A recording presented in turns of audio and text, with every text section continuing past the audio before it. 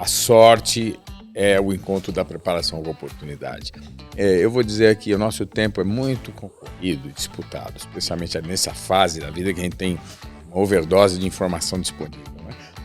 Que necessidades o mercado não tem bem atendidas. Eu não tenho que ler tudo. Tem livros que eu li 2 capítulos. Tem livros que eu li 5 páginas. E tem outros que eu devorei de capa a capa. Grandes oportunidades passam na frente da gente várias vezes ao longo da vida. Muitas vezes a gente não enxerga. Ou a gente não enxerga, ou simplesmente por não estarmos preparados, não conseguimos perceber como sendo para nós aquela oportunidade. Existem pessoas que geram mais valor para mim do que outras pessoas. Então você tem que sair da fase do planejamento em algum momento e entrar na fase do fazejamento, que é o fazer, né? Olá, você está no Pode Agir Mais, o podcast da Autossuficiência Brasil. Sempre com dicas e histórias inspiradoras sobre carreira, empreendedorismo, educação, finanças e saúde emocional. Todos os episódios do Pode Agir Mais estão disponíveis em vídeo no canal do YouTube da Autossuficiência Brasil e em áudio nas principais plataformas de podcast do Brasil. Olá pessoal, sejam todos muito bem-vindos ao Pode Agir Mais, o seu canal de podcast, o canal de podcast da Autossuficiência Brasil. Eu sou Paulo de Araújo. Toda semana nós trazemos aqui convidados muito especiais que compartilham as suas histórias inspiradoras, muitas dicas práticas para você começar a agir hoje mesmo e alcançar melhores resultados na sua vida, tanto no campo profissional, em relação à sua educação. Nós falamos aqui sobre saúde emocional, sobre finanças, sobre empreendedorismo, muitos assuntos legais que te elevam. Nós convidamos todos vocês a assistirem os nossos episódios tanto no YouTube da Autossuficiência Brasil, quanto nas principais plataformas de podcast de todo o Brasil. Pessoal, nosso assunto de hoje é um assunto bastante interessante. Nós sabemos o quanto o mercado de trabalho apresenta diversos desafios, como competição por vagas, a instabilidade econômica que muitas vezes o nosso país passa, a necessidade de se manter atualizado em relação às tecnologias e outras demandas do mercado. E nós sabemos que para se preparar e gerar novas oportunidades de renda, é importante investir na qualificação profissional, na sua educação. Ninguém vai fazer isso por você, você mesmo é quem deve fazer isso por você. E desenvolver habilidades em áreas que estejam em alta. Além disso, é fundamental estar aberto a novas possibilidades e investir em atividades complementares, às vezes até como trabalhos, freelancer ou estágio, ou qualquer outra coisa que vai te ajudar a entrar no mercado de trabalho. E empreendedorismo, vocês sabem que é o nosso tópico que muitas vezes nós tocamos aqui e hoje será um dos hot topics aqui para nós na nossa conversa, ou muitas vezes até investimentos financeiros para diversificar as fontes de renda e garantir uma maior estabilidade financeira. E é basicamente sobre esses assuntos que nós trataremos hoje. Nós temos um convidado super especial, mas antes eu tenho aqui comigo a Bia Garcia. Tudo bem, Bia? Olá, gente. Tudo bom? Seja bem-vinda. E nós temos aqui o nosso super convidado, Johannes Castellano. Tudo bem, Johannes? Muito bem, ótimo. Seja muito bem-vindo aqui no nosso Pode Agir Mais, o nosso canal de podcast. Pessoal, o Johannes Castellano, ele é administrador de empresas, especializado em análise de potencial humano, executivo fundador da Azul Linhas Aéreas, sócio investidor do grupo Mr. Cheney Cookies, e do grupo Embra Software. Ele é casado com a Márcia, pai de 4 filhos. Johannes, muito obrigado mais uma vez por estar aqui conosco. Nós sabemos da sua experiência como profissional, como executivo. Você já trabalhou tanto na Azul Linhas Aéreas quanto na Gol Linhas Aéreas, além da Peugeot Citroën do Brasil. Conta um pouco para a gente da sua trajetória. É importante porque o nosso público, muitas vezes, ele acha que o empreendedor ou o executivo, ele nasce pronto. É isso mesmo, Johannes? Nada pode estar mais longe da verdade Não do é? que isso. Né? Não, ninguém nasce pronto. Exato. Bom, fazendo uma longa história curta, eu nasci em uma família realmente pobre, com limitados recursos. Meu pai faleceu uma semana depois de eu completar 6 anos de idade. Estudei em escola pública a minha vida inteira.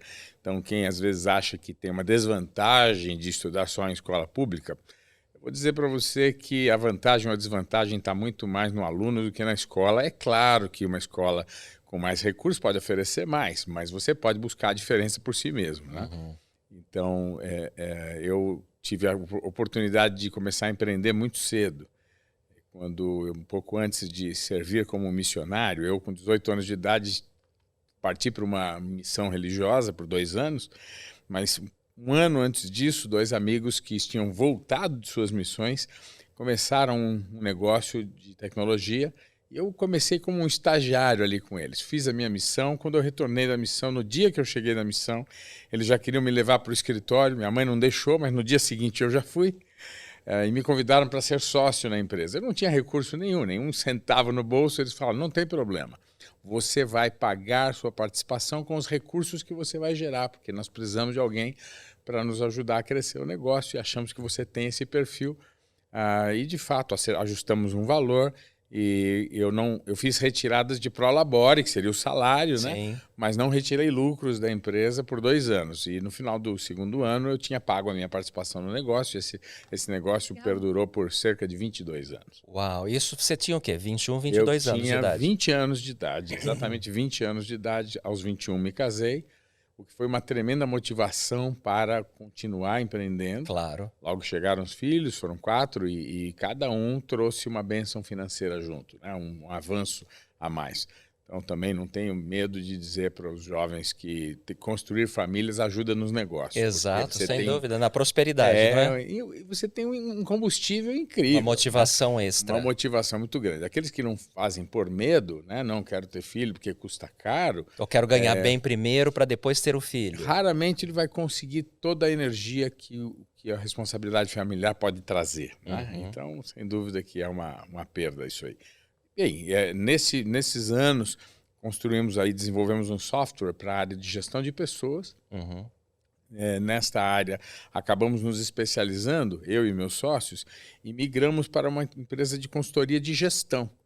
E foi como um sócio nessa consultoria que eu prestei serviços no startup da Peugeot Citroën no Brasil, quando foi instalada a primeira fábrica aqui, apoiei toda a área de estrutura de recursos humanos daquela primeira fábrica, o acordo com o Senai para a formação de mão de obra, a análise da competitividade salarial do mercado para atrair gente de outras empresas para começar a nova fábrica, né?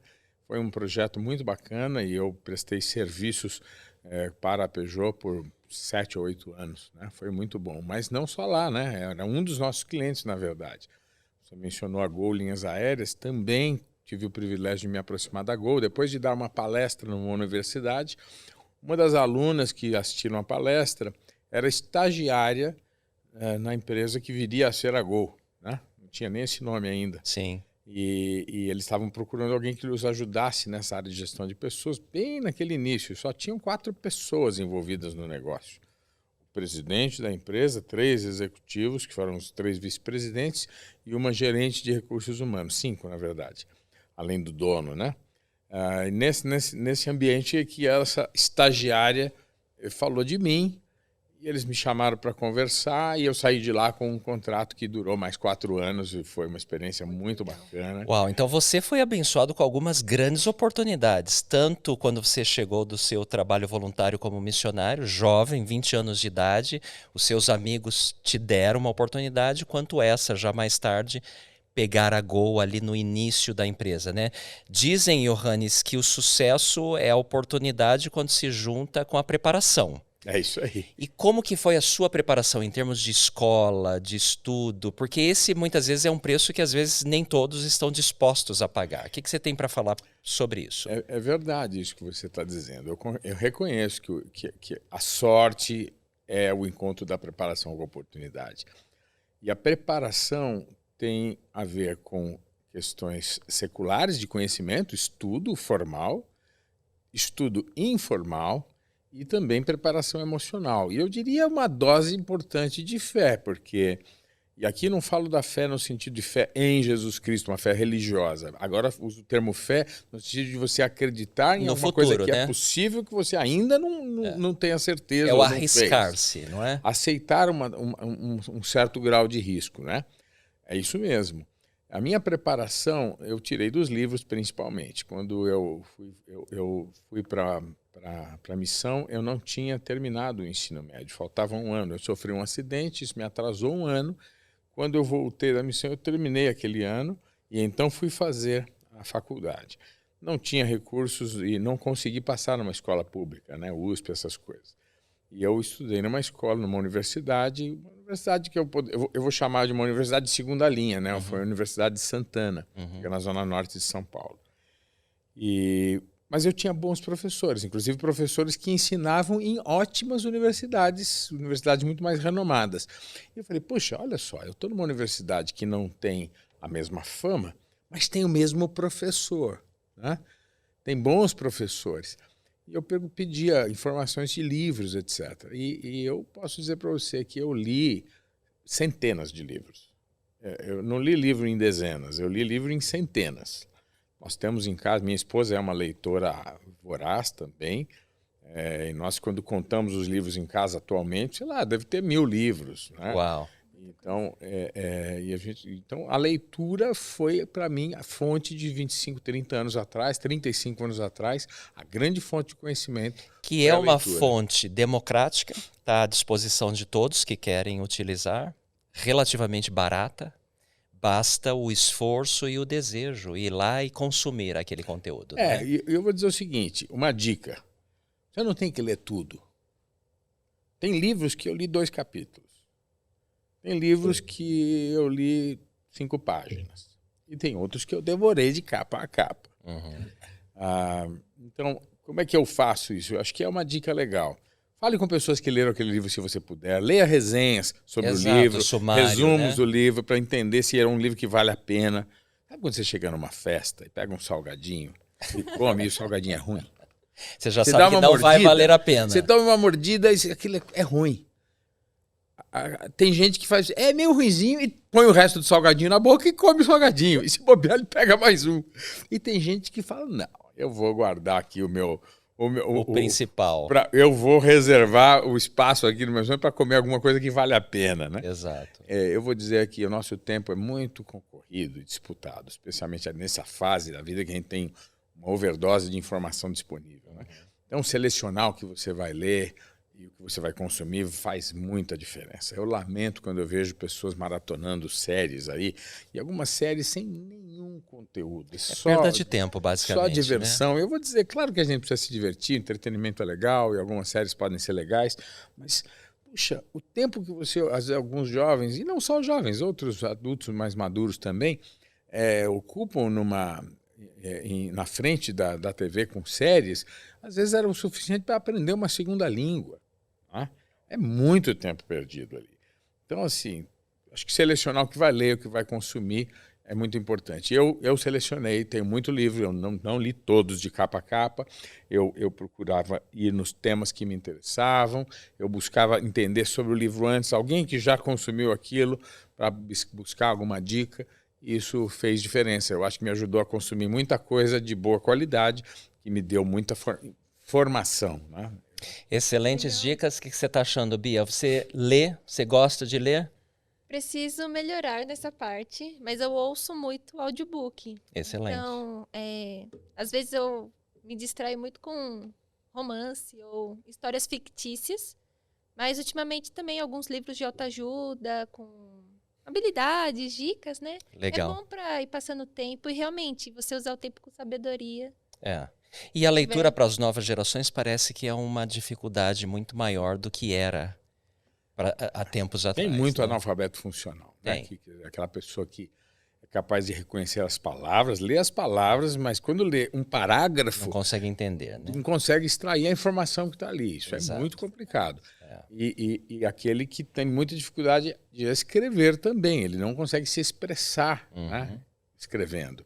Isso certamente tira muita oportunidade dessa pessoa, seja para uma carreira, pensando uma carreira profissional de emprego, como um funcionário que quer se tornar um executivo ou um especialista, ou mesmo um empreendedor. Não importa. De qualquer maneira, ele precisa... A habilidade de comunicação eu diria que é uma das fundamentais para ele ser bem-sucedido. Não importa Em como qualquer executivo lado. ou empreendedor. É empreendedor, exato. Precisa saber vender o produto ou você mesmo é a principal coisa, né? A Eu vou primeira dizer, coisa. Vender já é um aprimoramento da comunicação.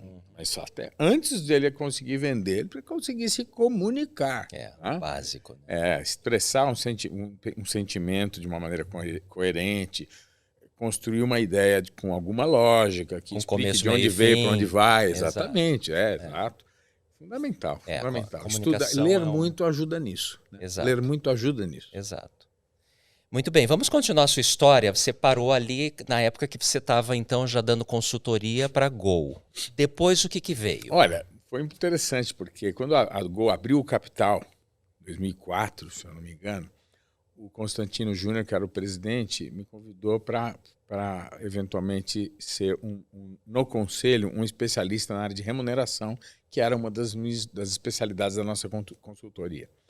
Eu acabei não ficando muito tempo ali e acabei me dedicando em outros projetos na nossa consultoria com mais vigor. 4 anos tinham se passado, em 2008, quando então eu soube, na verdade no finzinho de 2007, um amigo me ligou e comentou que o David Neeleman, que era um empresário da indústria aérea nos Estados Unidos, disse que iria abrir uma empresa aérea no Brasil. E ele falou, pô, Johannes, você teve uma experiência super bacana com a Gol, quem sabe isso aí pode te interessar. E eu fiquei maluco com a ideia, porque eu tinha conhecido o David quando ele veio fechar um contrato com a Embraer, né, de 100 aviões. Ele comprou um avião para testar e voltou para comprar mais 100. Né? Se tornou o principal, ou o maior cliente individual da Embraer, né? Esse empresário David Neeleman. E eu tinha conhecido o David, nós já pela Gol visitamos os Estados Unidos e visitamos 2 empresas aéreas para buscar referência, benchmarking, conhecimento, né, de empresas que a gente tinha como modelo. E foram a Southwest e a JetBlue. Que era do David Neeleman. A JetBlue era do David Neeleman e a Southwest tinha comprado a primeira empresa aérea do David Neeleman, que foi a Morris Air. E nós visitamos as 2 e eu fiquei encantado com a empresa. E uma coisa que me surpreendeu muito na JetBlue, que eu não conheci o David naquele dia, naquela visita, mas falei com executivos da empresa, empregados da empresa, conhecemos as operações, etc. No aeroporto, lá no JFK, lá em Nova York, eu tive a chance de conversar um pouco com os agentes de aeroporto, né? E a gente estava preparando os nossos treinamentos lá para o pessoal da Gol, etc. E era uma empresa muito bem sucedida nisso, e eu queria aprender mais.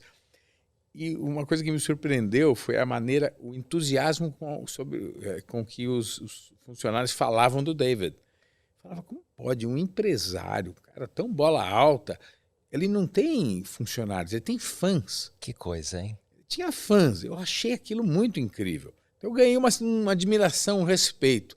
Quando ele veio fazer esse acordo lá com a Embraer, um amigo da igreja, que era o presidente da Estaca, lá em São José dos Campos, que trabalhava como engenheiro na Embraer, organizou uma palestra do David na Univale, a Universidade do Vale do Paraíba. E me convidou. E eu fui lá, assisti a palestra. Virou fã? E eu já era fã dele, na verdade. Assisti a palestra e depois da palestra fui abordá-lo, né? Aí eu falei um pouquinho da experiência com a Gol, tiramos uma foto juntos, foi uma experiência bacana. 4 anos depois, ele voltava para abrir uma empresa aérea no Brasil. Isso em 2008. Em 2007, finzinho de dezembro, eu fiquei sabendo que ele abriria uma empresa aqui. Em janeiro, fevereiro, março, fiquei tentando contato com ele. Não consegui contato com ele. Na JetBlue, ninguém estava em contato com ele, não davam o número, eu não tinha como chegar nele. Na verdade, eu comecei a pensar, ele já deve ter montado o time, a equipe, acho que não vou ter uma oportunidade aí. Mas lê do engano, porque o que aconteceu foi que um certo dia, lá por volta de final de abril, meados de abril de 2008, tocou meu celular. Eu estava começando uma sessão de coaching com o presidente de uma empresa, que era meu cliente, mas não tinha começado ainda, estava nos acomodando quando tocou o celular. E eu vi que era uma ligação internacional. Naquela época, quando era uma ligação internacional, ficava cheio de zero no visor. Eu lembro. Isso aí, coisa de velho. Né? E aí eu pedi licença, falei, não começamos ainda, posso atender o telefone? Ele falou, claro. Aí eu atendi o telefone, alô. Aí do outro lado um sotaque bem carregado de americano, dizendo, olá, eu gostaria de falar com o Johannes Castellano. E eu falei, sou eu? Pois não. Oh, que ótimo, aqui quem fala, não sei se você me conhece, mas aqui quem fala é David Neeleman. Eu não acreditei que era o cara, achei que era o meu amigo americano lá, achei que era uma pegadinha, e eu de uma maneira meio debochada disse assim, eu não estive preso nos últimos anos, sei muito bem quem é David Neeleman. E aí ele respondeu, que ótimo, eu estou aqui no Brasil procurando, e continua a conversa. Eu fiquei assim, será que é o cara mesmo, né? Falei, não vou me importar de pagar o mico se for o mico, não vou me arriscar de novo. Dei trela na conversa. Marcamos para ele visitar meu escritório no dia seguinte. Ele foi, chegou às 2 da tarde e ficamos conversando até às 20 horas, até às 8 da noite.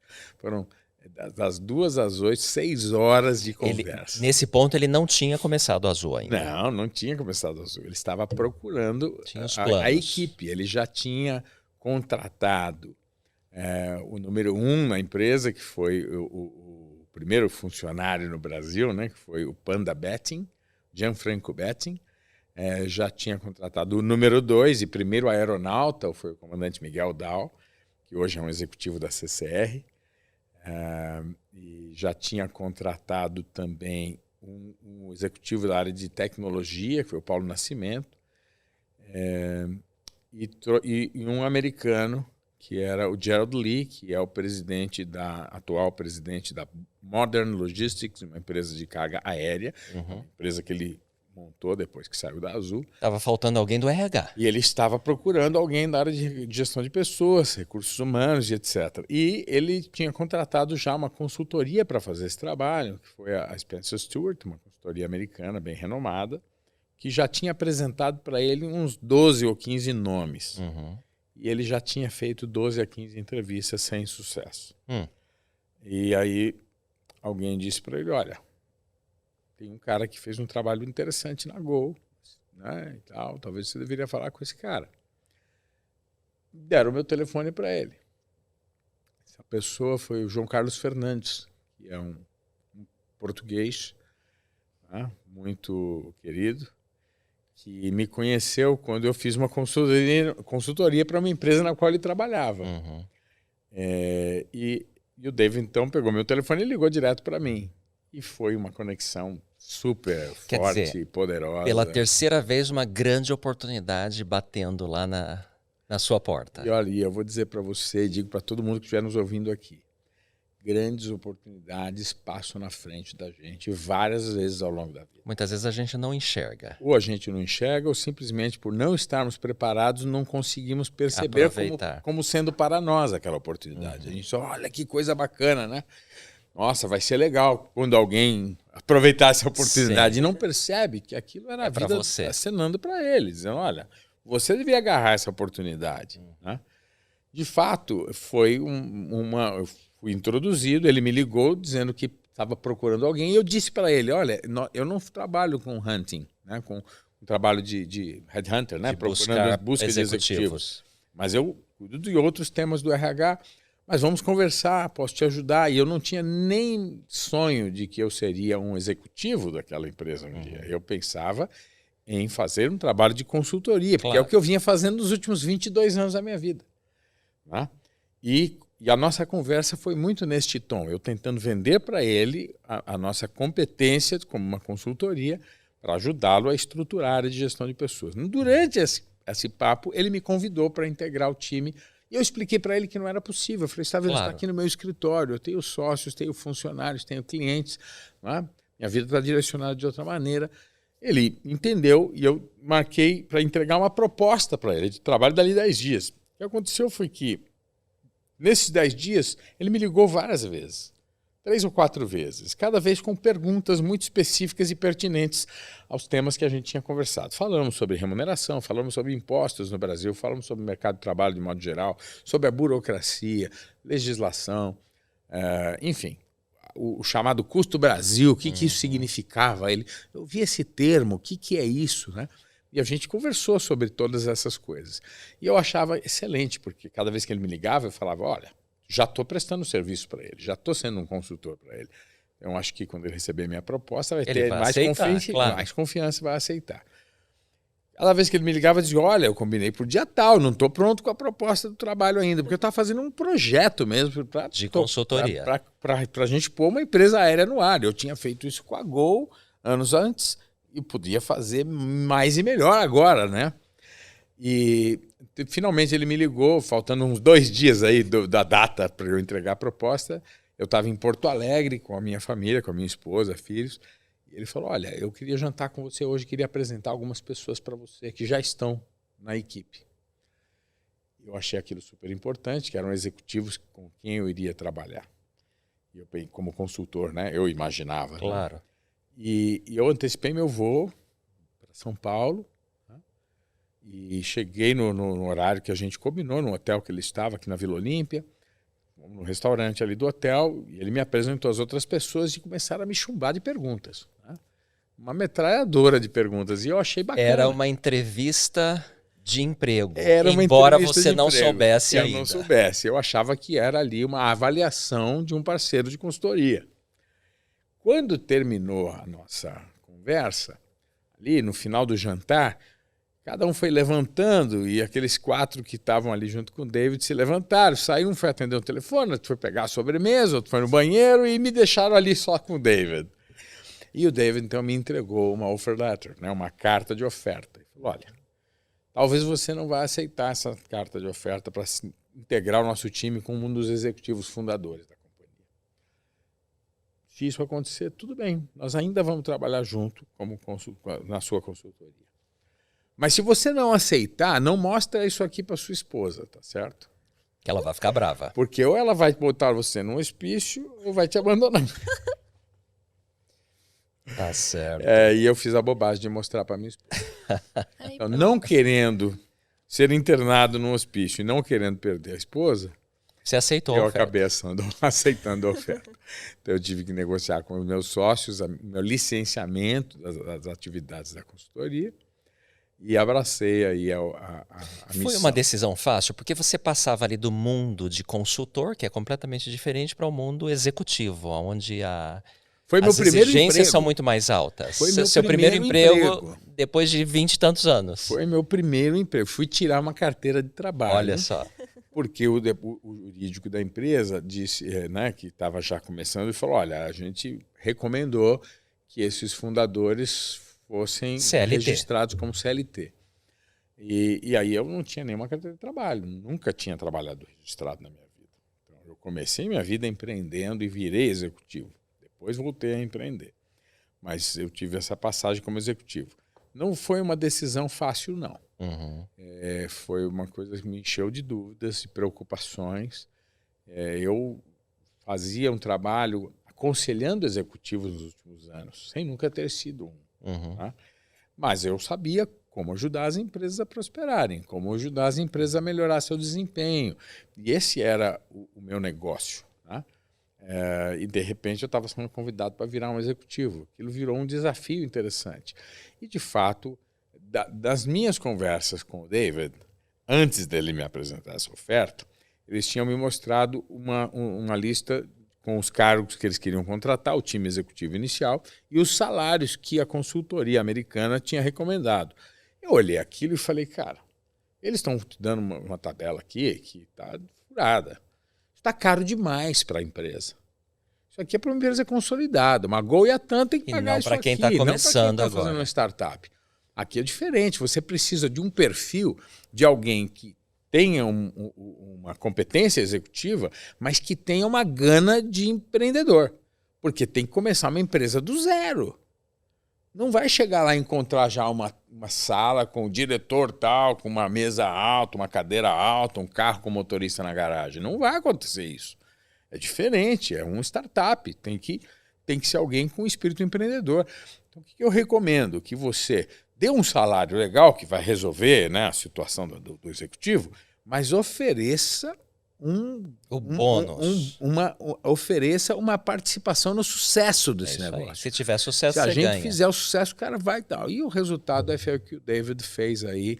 Ele ouviu, foi feito, fizemos um programa de stock options muito bacana, né? Ele trouxe da expertise que ele tinha tido lá na JetBlue já, e ele fez talvez umas 2 dezenas de milionários, que foram os executivos fundadores da companhia. Que coisa, hein? Que quando abriu o capital foi uma coisa muito bem sucedida, foi uma coisa que mudou a vida de muita gente. E você ficou como executivo lá por quanto tempo? 6 anos, começamos lá em 2008, né? Deixei a empresa em meados de 2014. Legal. Em mais de 6 anos. Johannes, quais são as medidas? Como é o seu processo de tomada de decisão? Por isso que eu perguntei, foi uma decisão difícil passar de consultor para executivo? Muita gente, não necessariamente nesse nível, mas em outros níveis, estão indecisas. E às vezes as pessoas ficam congeladas diante do processo decisório, decisões importantes que ela precisa tomar para a vida e acaba que perde a oportunidade. Quais são os elementos que te ajudam a tomar uma decisão importante? Essa é uma pergunta muito legal, porque eu vejo muita gente tendo dificuldade de decidir mesmo. Você está certo. Para mim, eu levo em consideração, obviamente, um caminho crítico que todo mundo, eu imagino, né, que todo mundo pensa nas consequências da decisão. Se eu tomar a alternativa A, B ou C, quais são as alternativas possíveis, né? O que é o provável que vai acontecer com as alternativas. Então, eu procuro imaginar as alternativas e pensar nas consequências dessas alternativas. E buscar a opção de máximo ganho. Claro, seja o ganho financeiro, seja o ganho de tempo, seja o que for mais econômico, mais confortável. E aí, com base no que tipo de tema, né, que eu tiver nas suas prioridades. Mas outra coisa que me ajuda muito na decisão é com quem eu vou estar envolvido nas alternativas diversas. Existem pessoas que geram mais valor para mim do que outras pessoas. Sabe aquela história que os velhos falam, cuidado com as companhias, tem que ter as boas companhias? Como isso é verdadeiro? É muito verdadeiro. Quando você está perto de boas pessoas, você se torna uma pessoa melhor. Eu vou dar um exemplo pessoal, né? Eu vejo a minha esposa. A minha esposa tem um nível de responsabilidade com aquilo com que ela se compromete acima da média. Então, você vai dar uma aula avulsa aqui para os jovens. Ela se prepara num nível muito acima da média. Estuda, lê, prepara auxílios visuais, etc. Né? Mesmo uma coisa muito simples. A secretária do coral vai fazer o que faz a secretária do coral? Sequência de todo, anota os nomes, quem veio, quem não veio, prepara uma aguinha, etc. Não, ela vai muito além, né? Então, assim, é uma pessoa que me inspira, né? Então, foi uma boa escolha que eu fiz. Estar do lado dela. Estar do lado dela. Os sócios que eu acumulei ao longo da vida, pessoas que eu admirava. Todos os meus sócios, eu tive vários sócios, alguns estão comigo por mais de 30 anos, ainda eu sou sócio deles. Às vezes até mudamos de negócio, mas não mudamos a sociedade. A parceria. Né? Então, um sócio que estava comigo, 2 dos sócios que estavam comigo no primeiro empreendimento, né, que eu, quando cheguei da missão, ainda são meus sócios hoje, né, em outros negócios. Então, a escolha das pessoas com quem você vai realizar o fruto daquela sua decisão faz muita diferença. Eu vou estudar nessa escola ou naquela? Puxa, nessa escola aqui... Com quem eu estaria acompanhado. Está lá o João, e o João é uma pessoa digna, é uma pessoa que me inspira, é uma pessoa que é empenhada, trabalhadora. Eu vou nessa outra escola aqui, está cheio de fumador de maconha nessa escola, não vou lá não. Para que estar lá, não é? Não vou. Não é? É uma encrenca aquilo. Quando minha filha foi fazer o vestibular, a mais velha, a primeira filha, foi fazer o primeiro vestibular da família, né, dos filhos ali, a mais velha, eu fui com ela em várias escolas. E eu cheguei numa determinada universidade que tinha muita fama. E eu cheguei lá e tinha um grupo de jovens fumando maconha na escada. Com ela de 17 anos de idade. E eu fui lá na secretaria da escola e falei, olha, tem um grupo assim, assim, assim. Mas aqui é assim mesmo, aqui é assim, aqui é liberal. Já era a resposta que você precisava. Aqui a polícia não entra, é um acordo desde a Revolução lá de 64, no chamado golpe, a gente tem um acordo, a polícia não entra aqui na universidade. Falei, tá bom, saímos da universidade, falei, aqui você não vai estudar, não. Uma escola não é pública, é uma escola paga. Fui na pública também, né? Ela estudou Direito, então eu fui visitar várias das melhores universidades de Direito que estavam disponíveis em São Paulo. E escolhemos ela estudar no Mackenzie. Ela passou no vestibular do Mackenzie, estudou no Mackenzie, que na época nos trouxe um entendimento de que era o melhor ambiente, porque eu fui pensar nas pessoas que estavam estudando lá, nas pessoas que estavam ensinando lá. E alguém pode dizer, você teve preconceito com isso ou com aquilo. Eu não vou entrar no mérito específico, não quero entrar em determinados temas que não quero polemizar, mas a verdade é que as pessoas que frequentam os ambientes fazem toda a diferença naquele ambiente. Parte das minhas decisões, voltando na questão do processo decisório, um fator muito importante é com quem eu vou dividir o tempo, o espaço daquela decisão. Excelente, inspirador, muito sábio, não é isso, Bia? Sim, e enquanto você estava falando, eu imaginei também, né? Dividir também o sucesso, né? Todo o conhecimento. E acho que da mesma forma que a gente vai estar com pessoas que nos influenciam, a gente também pode influenciar pessoas. Outros. Exatamente. É isso aí. Pro melhor, né? Nós estamos aqui com Johannes Castellano, empreendedor, né, executivo de muita experiência, estamos aprendendo muito com ele aqui. Agora, Johannes, você então sai da Azul e volta para o mundo do empreendedor. Ainda não. Ainda não. Eu saí da Azul, eu pensei que vou ver o que eu vou fazer, vou pensar um pouco, eu tive um período sabático aí, fui dar atenção para o Mr. Chaney Cookies, que na época era uma rede pequenininha, tinha 10 lojas, talvez, hoje somos 86, na época tínhamos 10 lojas. O meu sócio me pediu suporte e ajuda ali, eu ocupei algumas horas por semana com ele, mas a empresa ainda era muito pequena, não tinha capacidade de pagar um salário, uma remuneração que eu ainda precisava e demandava e queria. Claro. Né? Falei, é legal, um negócio bacana, sou um investidor aqui, pus algum dinheiro ali, mas se eu ficar aqui eu vou pesar demais, vou sangrar essa empresa. Vou pensar o que eu vou fazer ainda. Neste tempo, uma empresa do agronegócio me chamou, me telefonou, um consultor, na verdade, um headhunter me procurou e falou, olha, tem uma empresa do agronegócio com sede em Israel, uma empresa israelense, e que você tem cara de ser a pessoa que vai ajudar essa empresa. Eu desprezei a ideia, falei, olha, não conheço muito do agronegócio, e era a sede lá em Londrina, no Paraná. Eu já tinha estado em Londrina, porque eu fiz um projeto como consultor há muitos anos antes, lá na Folha de Londrina. Eu tinha estado lá e tal, mas não tinha interesse. Eu neguei. Neguei a segunda vez, quando me ligou semanas depois, e mencionei com a minha esposa. Isso a minha esposa falou, olha, eu acho que poderia ser uma ideia boa. De tentar uma coisa nova, num lugar diferente. Os nossos filhos nossa casa tinha dado uma esvaziada, pensar num ambiente diferente era uma coisa boa. Eu não imaginava que ela poderia achar interessante, mas ela falou que sim. Eu falei, bom, se me chamarem de novo, nós vamos lá conhecer. E foi o que aconteceu. A empresa, pela terceira vez, tentou me atrair, e eu decidi, junto com a minha esposa, fomos conhecer a cidade, conhecer a empresa. E foi uma conexão muito bacana de novo, me ajudou muito na decisão, a qualidade da pessoa. Eu queria fazer uma entrevista com o presidente da empresa, e eu falei com o presidente da empresa aqui e em Israel, e falei, ok, eu aceito trabalhar nessa empresa, eu topo. Eu selecionei a empresa, não, a empresa não seleciona, mas nós selecionamos a empresa. Claro. Né? E eu aceitei aquela responsabilidade. E foi uma experiência muito boa.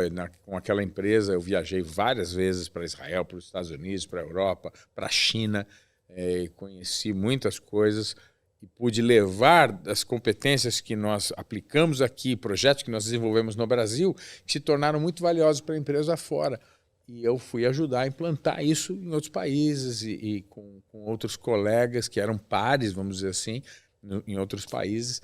Foi uma experiência muito boa. Aí sim, no final desse terceiro ano naquela empresa, eu fui convidado a assumir um papel numa missão religiosa, né? Presidir uma missão da Igreja de Jesus Cristo dos Santos dos Últimos Dias. Como voluntário. É um trabalho voluntário, mas eu já tinha aberto o capital da Azul, estava bastante capitalizado, as condições eram muito favoráveis, o vento soprando a favor. Eu falei para minha esposa se empolgou muito com o chamado, nós entendemos que era uma coisa boa, vinda de Deus mesmo, e aceitamos o chamado. Nesse momento, nos negócios que eu era sócio e tinha deixado temporariamente, né, na mão dos meus sócios, eles continuaram, todos esses negócios continuaram. Temos uma fazenda de reflorestamento, uma empresa de consultoria e o Mr. Cheney. Eram 3 negócios distintos que rodavam, né? E a fazenda, eu tinha montado uma equipe muito boa e a equipe tocava a fazenda. A fazenda anda, né? As árvores vão crescendo, eu não preciso estar lá. Então, tinha 4 funcionários, temos, né, na fazenda, e eles vão tocando o negócio lá, e está indo muito bem, inclusive. Experiência muito boa lá na fazenda. Mas eu fui para a missão religiosa junto com a minha esposa por 3 anos, terminamos a missão em julho de 2021 e eu decidi não voltar para o mundo executivo e focar no empreendimento. Então eu hoje dedico uma parcela importante do meu tempo lá no Mr. Cheney. Temos 2 marcas, o Mr. Cheney Cookies e a Holy Cow, que é uma gelateria de alto nível. Montamos a primeira loja no início desse ano, no Shopping Cidade de São Paulo, ali na Avenida Paulista. É um negócio que está indo bem, é uma marca nova e estamos preparando para franqueá-la também. Então esperamos ter algumas dezenas de lojas desta marca nos próximos meses já. Esse ano ainda devemos ter várias unidades franqueadas já. Essa é a nossa expectativa. Então hoje são 4 negócios? Eu tenho a participação no Mr. Cheney Cookies, a fazenda de reflorestamento, uma empresa de marketing digital que eu fui um dos mentores de um grupo de 3 jovens que queriam empreender, e então fiz um primeiro investimento. Que é a Embra. Não. A Embra é um negócio que evoluiu e nós vendemos, e esse negócio no formato original não existe mais. A Embra é a empresa por onde eu fiquei por 22 anos. Ok. Né? E este negócio nesse formato não existe mais. Hoje eu fundei a Ponteflix, que é uma plataforma de venda de produtos digitais que está operando lá no Chile hoje e aqui no Brasil estamos terminando os meios de pagamento, etc. E essa empresa deve decolar no Brasil nos próximos meses. Hoje ela opera no Chile. E uma empresa chamada VSR Marketing Lançamentos Digitais. É uma agência de lançamentos digitais para vendas de produtos digitais. Legal. E eu sou sócio dessa empresa, tem sede em Curitiba, né? Então tem a agência de marketing digital, a plataforma de venda de produtos digitais, a consultoria, o IMDE, que é uma empresa de consultoria que eu faço parte, a fazenda de reflorestamento e o grupo Mr. Cheney. Então são 5 CNPJs, vamos dizer assim, okay, onde eu tenho participação hoje. Então vamos Sou conselheiro de 2 empresas também. Ocupado. Verdade, sou mesmo. Vamos falar um pouquinho sobre o empreendedorismo, porque muita gente do nosso público aqui adora esse tema. Muita gente sonha em empreender por diversas razões. No Brasil a gente tem muito empreendedor por necessidade, muito mais do que por oportunidade, né?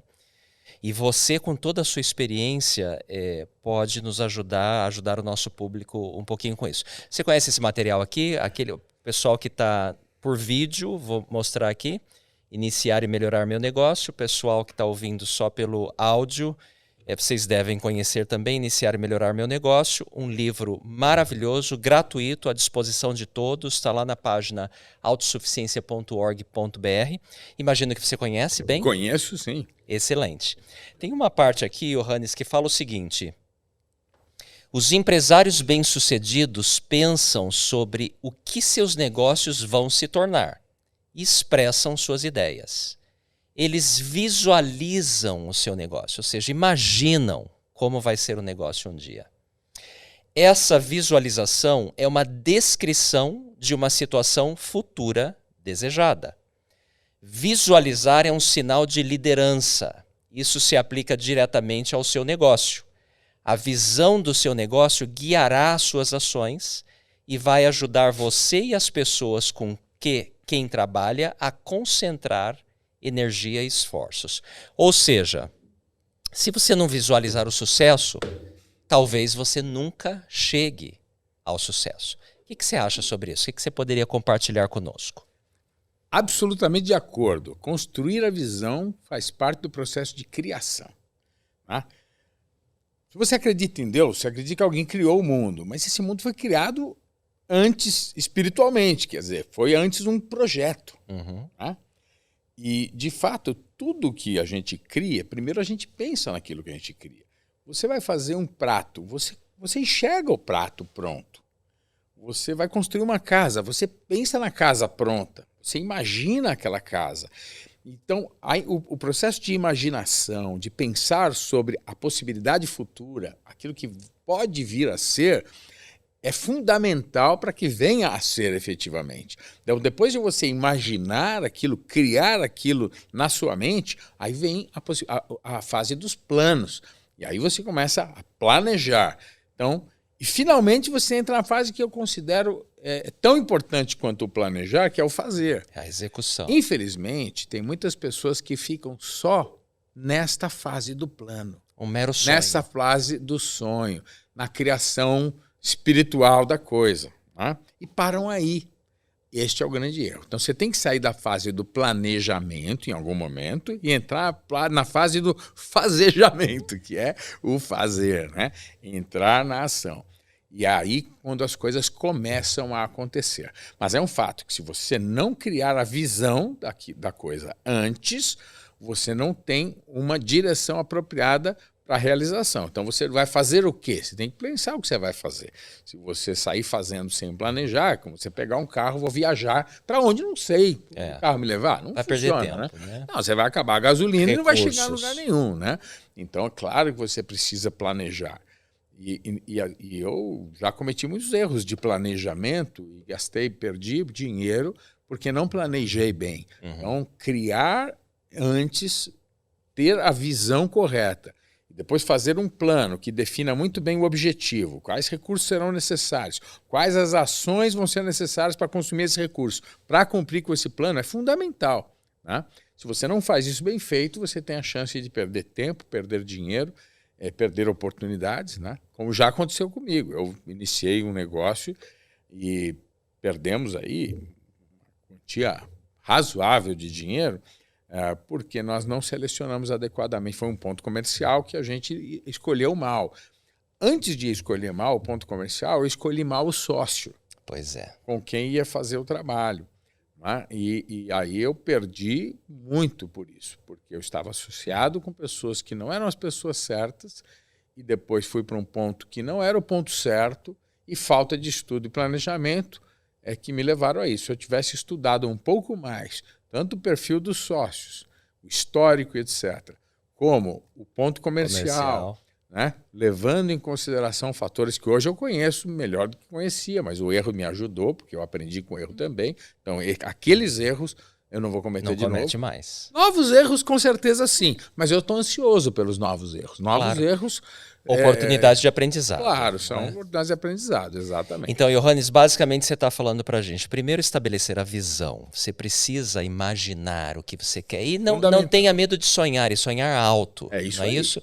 Mesmo que você não tenha recursos, não tem problema. Sonhe alto. Sonhar ainda é de graça, como diz o ditado. Depois você passa para a fase do planejamento e depois para a execução. E como você muito bem ilustrou, muita gente para na fase do planejamento. Isso não vai passar de um mero sonho e talvez isso vai te trazer frustrações. Exato, gerar você só fica sonhando e não realiza.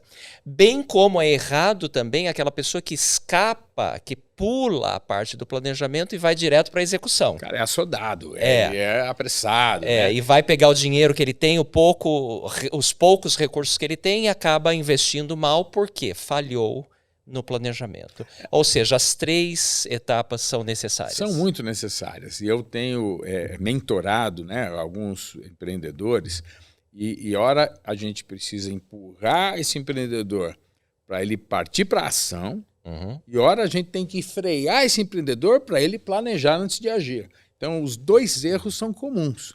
É aquele que é apressado demais, ansioso demais e acha que ele tem que aproveitar a oportunidade e aí ele pula sem preparação em cima da oportunidade. E aí ele perde a oportunidade, é claro, porque ele vai despreparado para o jogo, né? E ele perde. E também aquele outro que que planeja eternamente, que ele está sempre, não está na hora, eu ainda preciso aprender a falar mandarim fluentemente para que eu tenha uma chance com esse negócio. E não é verdade. Né? Enquanto isso o mercado está rodando. Né? Exatamente. Então você precisa entrar no jogo. Então, um caminho é você aceitar começar pequeno. Exato. E você precisa testar o seu negócio, o seu produto. Testa a ideia, testa pequenininho. Dentro de casa, com a família, com os parentes. Está cheio de oportunidade, de jeitos de você criar um protótipo do seu negócio. Né? Testar a sua ideia. Mesmo que seja um cookie. Mesmo que seja um cookie. A história dos cookies do Mr. Cheney é interessante, porque o meu sócio, que é o fundador do Mr. Cheney, é o Lindolfo Paiva, ele e a esposa dele, a Érida, ele aprendeu a fazer cookies com um companheiro de missão lá no Rio Grande do Sul, quando ele foi missionário. Nós fomos missionários juntos, né? O Lindolfo e eu, no mesmo grupo, lá nos anos de 1985. O Jay Cheney, era o Elder Cheney, ensinou ele a fazer cookies. Olha só. Ele terminou a missão, ele ensinou a esposa a fazer cookies. A esposa levou isso para um outro patamar. Ela foi curiosa, testando aqui, testando ali, etc. Né? E o Cheney realmente era um cookie man nos Estados Unidos, trabalhava com isso lá e ensinou alguns segredos, né, dessa coisa tão simples. O Lindolfo começou a fazer isto em casa, no aniversário dos filhos, com amigos, etc. E, finalmente, ele viu que o produto tinha uma aceitação incrível e não existia cookies no Brasil. Hoje você vê da Balduco, de tudo quanto é marca, aí tem cookies, né? Fomos os primeiros aí a difundir a cultura do cookie no Brasil por muitos anos. Foi o Mr. Cheney reinou sozinho nesse mercado aí. E finalmente ele abriu a primeira loja lá na Casa Verde, em frente ao centro de treinamento. Começou ali. Vinha gente de São Paulo inteiro para comprar cookies, era uma coisinha muito pequena. Essa loja existe ainda hoje, ela tem a arquitetura original, antiga, etc. Não é um ponto comercial relevante, não é, mas a gente mantém histórico, por uma razão emocional histórica ali. Bia, você já provou um cookie do Mr. Cheney? E do CTM, da Casa Verde. O original. Já provei o original. É uma coisa fabulosa, né? Muito bom. Aliás, parte da estratégia, eu escutei lá no passado, quando vocês abrem as lojas nos shoppings, é deixar o cheiro. O marketing olfativo é poderoso. Que coisa impressionante. É poderoso. E as filas se formam. Se formam, sem dúvida. Faz parte da arquitetura. A gente tem um forno, que é um forno muito bonito, e o forno tem muito mais recursos do que a gente usa para os cookies, para falar a verdade. Mas como ele é imponente e ele tem uma capacidade de produção grande, a gente escolheu aquele forno. É um forno caro, mas ele é muito bonito e ele ocupa um lugar estratégico importante na arquitetura da loja. Fica um totem grande, as pessoas amam ver os cookies sendo assados ali, quando sai, realmente o marketing olfativo é muito poderoso. É impressionante. Mexe com os desejos, né? E olha, falando em empreendedorismo, aprenda a vender como? Como é que você vende? Você identifica uma necessidade que a pessoa tem. Eventualmente, ela não reconhece que ela tem. Como necessidade. Ela eventualmente não reconhece. Então, pensando no seu funil de vendas, topo do funil é você identificar uma necessidade que eventualmente a pessoa não saiba que tem. Depois você estimula aquela pessoa mostrando que ela tem essa necessidade, estimulando o desejo dela. E aí você vai usar todos os sentidos da pessoa nesse momento. Exato. Né? E finalmente você vai mostrar para ela que você tem uma solução para aquela necessidade ou uma capacidade de atender aquele desejo. E aí você faz uma oferta. Ajuda a pessoa a perceber que aquela oferta é para ela, que ela é capaz de assimilar aquilo e você fecha um negócio. Então, seja para vender um cookie ou para vender uma consultoria de $1 milhão, o caminho os princípios são os mesmos. Simples assim. Né? É um ponto simples assim. Se você pretende empreender, se você sonha em empreender, aprenda a ouvir, a perceber a necessidade que o seu potencial cliente tenha. Né? Que necessidades o mercado não tem bem atendidas. Né? De problemas com táxi, saiu o Uber. De problemas de relacionamento de locatários e locadores, saiu o Airbnb.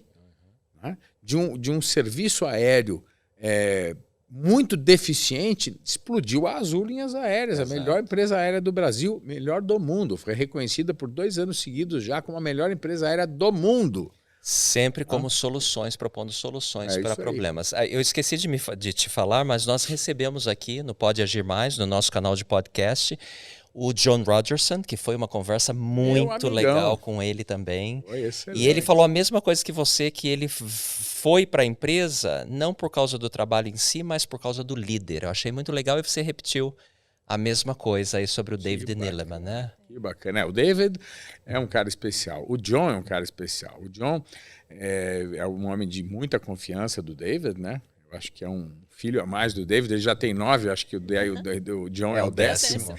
Né? O John é uma pessoa muito dura nos negócios. Pensa num cara duro. Tive muitos embates com o John. Se ele ouvir isso aqui, ele vai dizer, pô, é verdade, né? A gente brigou muito, eu como RH, ele como financeiro, né? Ele achava que todas as ações que a gente ia fazer ia quebrar a companhia, né? E a gente já dizia, não, achava exatamente o contrário, né? Mas nós tínhamos um objetivo em comum, né? Que era de ter uma empresa bem-sucedida, trabalhando, cumprindo as leis, respeitando as pessoas, tá? Estimulando o melhor de cada um. Isso a gente tinha em comum. Então, a gente teve muitos embates, mas a gente construía porque a gente tinha objetivos comuns. Essa é outra dica que eu vou colocar aqui. Se você pretende empreender, as pessoas que você vai se associar, você tem que pensar quais são os objetivos em comum que eu tenho com essas pessoas.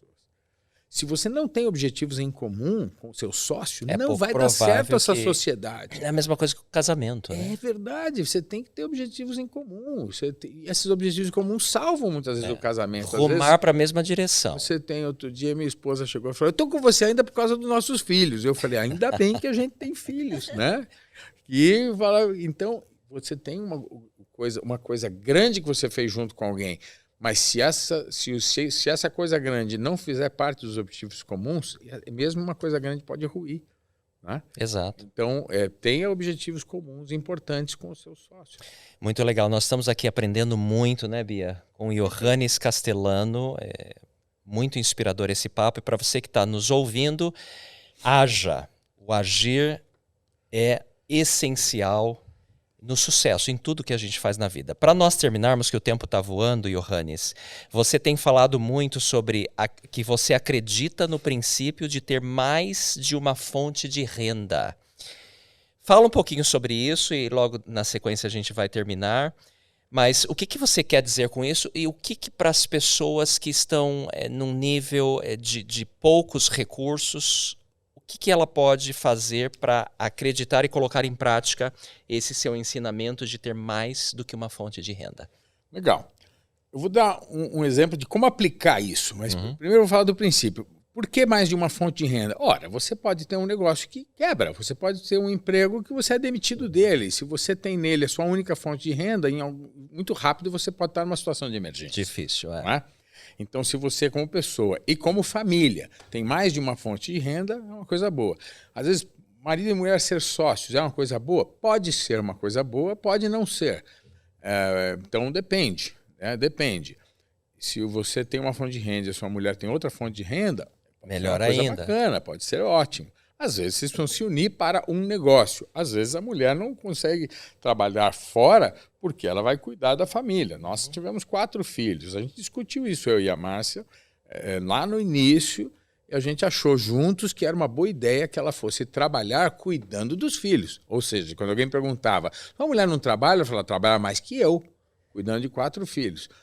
Então, ela trabalhava muito, mas não era um trabalho remunerado. Ela se tornou sócia nos negócios, mas hoje ela ocupa mais tempo com as tarefas da família, né? Influenciando e inspirando filhos e netos, e irmãos, etc., e na igreja, com o voluntariado, do que numa atividade profissional. Às vezes ela se mostrou frustrada com isso, porque no decorrer do caminho, ela achava porque às vezes ela não era tão boa porque ela não tinha uma fonte de renda própria. Mas, passados os anos, hoje, eu estou muito convencido de que ela escolheu a melhor parte e eu sou agradecido porque ela escolheu isso, porque hoje nós temos filhos, né, que se estruturaram muito bem, todos foram bem encaminhados, o caçula é ainda o único solteiro, 3 já se casaram, vamos ganhar o 7º neto aí daqui a alguns dias, mas foi uma coisa importante e eu acho que foi porque ela fez aquela escolha. Mas vamos lá, a questão das múltiplas fontes de renda. Então, você precisa ter por uma questão de segurança, porque qualquer ponto de renda pode secar. Exato. Então, se você tem mais de uma, é claro que isso pode ser muito útil para você. Uma pessoa que tem pouco recurso ou tem um empreguinho pequenininho, o que ele pode fazer? Olha, ele pode abrir uma MEI, é uma microempresa, né, Simples, individual. hoje em dia acho que em 24 horas está feito. Abre uma MEI, você pode abrir uma MEI. Você pode ir para a internet, ChatGPT, receita das 5 pizzas mais vendidas.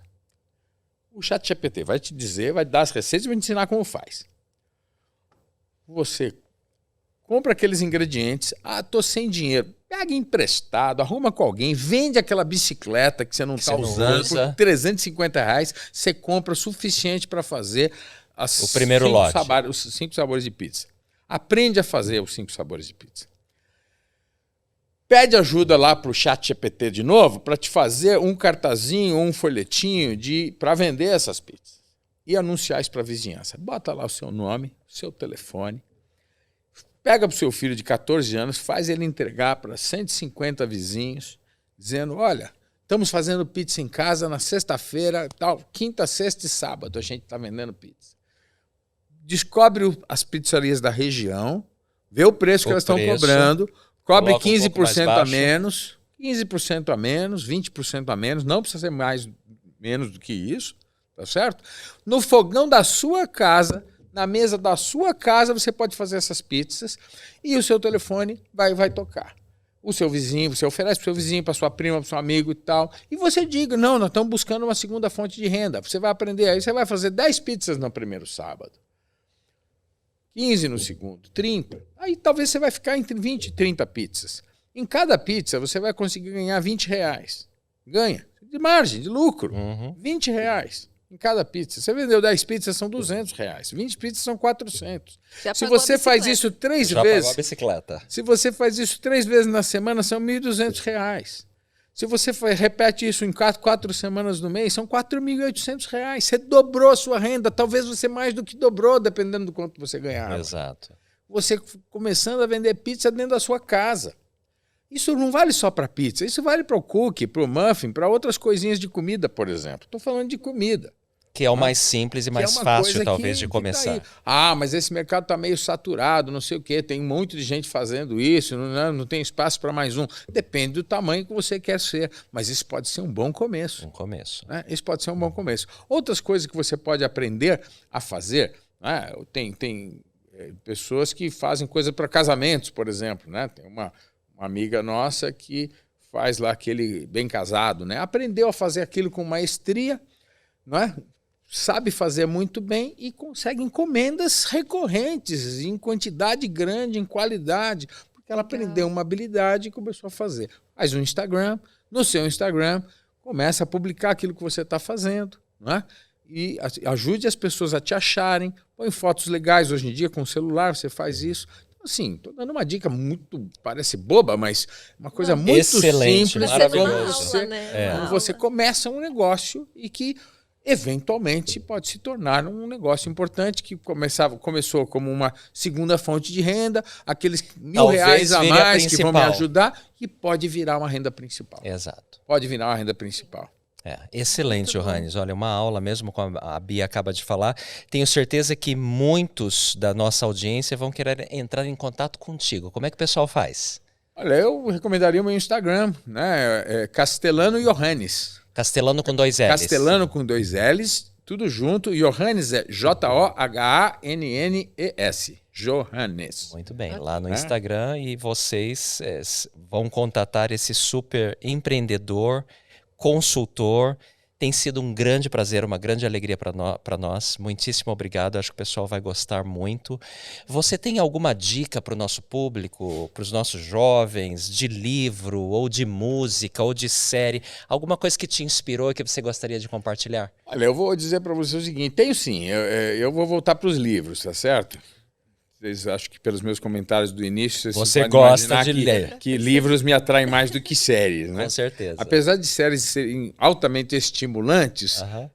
os conteúdos muitas vezes são meio rasos e, o pior, alguns nem conteúdo têm. É Exato. só entretenimento e estímulo, né? É. Mexe com o corpo, mas não mexe com a cabeça, né? Exato. Claro que tem séries boas, sim, que você pode aprender História. estratégia, história, etc. né? Eu sou assinante daquela Brasil Paralelo, por exemplo, tem um monte de coisa muito bacana, aquele conteúdo que eu particularmente gosto, promovo sempre que posso, né? Então são conteúdos que eu apoio, que eu incentivaria você a seguir, né? Agora, em termos de livros, quando eu tinha 16 para 17 anos de idade, eu era um rapaz muito tímido, com uma autoconfiança bem trôpega, bem devagar, abalada, né? Não era uma pessoa com muita autoconfiança. Eu treinava Kung Fu, já tinha sido campeão brasileiro de Kung Fu, e eu só tinha confiança na academia.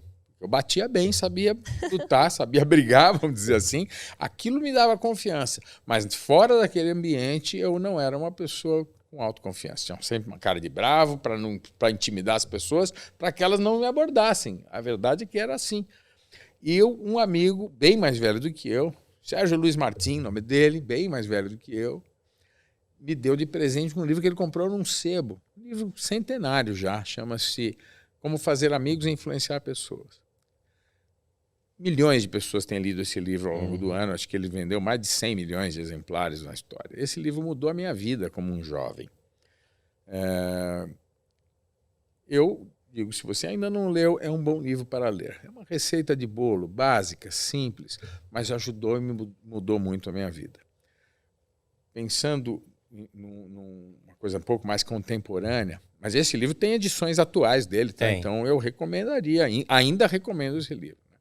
Outro livro que me ajudou muito, né, foi um chamado Conversas Cruciais. Conversas Cruciais. Também veio com uma outra edição chamada Conversas Decisivas. É o mesmo livro, com editoras diferentes, ele mudou de nome, o título, né? Crucial Conversations do inglês, né? São 4 autores. É um livro que me ajudou muito a identificar o que é uma conversa difícil, o que é uma conversa decisiva, aquela conversa que pode mudar o rumo da vida, o rumo da história, e como conduzir essas conversas de maneira bem-sucedida, lidando com os aspectos, principalmente os aspectos emocionais, de uma estratégia de como conduzir a conversa para ter sucesso, né? Passando pelo fato de você reconhecer as suas próprias emoções e as emoções do outro, o respeito por aquele momento, saber examinar suas verdadeiras intenções, e aí eu aprendi que a verdadeira intenção é que leva você para o resultado final da conversa, não a intenção não a falada. Estratégia. E nem a estratégia, mas a verdadeira intenção, é isso mesmo. É isso aí. A verdadeira intenção. Então você tem um problema com o seu vizinho que estaciona o carro e fecha a sua garagem, você vai lá conversar com ele. Não, eu vou lá para resolver o problema. Aí você chega lá, você é um folgado, e cria um problemão. Qual era a sua intenção? Se vingar do cara, insultar, dizer para ele que era um idiota porque ele estava resolver o problema. E não realmente resolver um problema. A verdadeira intenção conduz você para uma decisão ou outra. Então, muitas vezes eu sou uma pessoa muito quente de temperamento. Então, muitas vezes e aí eu volto na minha verdadeira intenção, reprogramo, e quando eu vou conversar com a pessoa, a raiva passou. A verdadeira intenção está ali, eu encontro as palavras certas, ajudo a pessoa a perceber que eu não sou inimigo, que estamos aqui com um objetivo, ajudo a construir a visão de um objetivo comum, e aí a gente consegue negociar e fechar, e graças a isso eu tenho conseguido fechar grandes negócios, resolver grandes problemas, né? Muito legal. Castelano é espanhol ou italiano? Italiano, Castellano. Meu bisavô veio de Nápoles.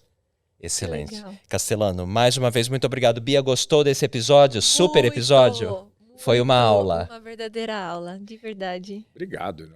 Eu agradeço. Nós é que agradecemos. Muito obrigado, pessoal, por estarem aqui até o final desse episódio. Nós temos aqui um presente, Bia. Sim. Para o Johannes. A gente separou aqui para você uma das nossas canecas. Oba, que legal. Essa super caneca eu que vi a entra caixinha, lá. eu pensei que era uma caixinha de cookies do Mr. Chen. Ainda não, mas é uma boa ideia para futuros presentes. Então nós temos aí a caneca do Pode Agir Mais esse super canal de podcast para todos vocês em casa, com o nosso propósito sempre de te inspirar a agir. E agora é a sua vez de usar o que aprendemos hoje aqui com o Johannes Castellano no Agir Mais, nesse episódio. Muito obrigado, pessoal. Um grande abraço. Muito obrigada, Tchau. gente. Nos vemos no próximo episódio do Pode Agir Mais, o podcast da Autossuficiência Brasil, sempre com dicas e histórias inspiradoras sobre carreira, empreendedorismo, educação, finanças e saúde emocional. Todos os episódios do Pode Agir Mais estão disponíveis em vídeo no canal do YouTube da Autossuficiência Brasil e em áudio nas principais plataformas de podcast do Brasil.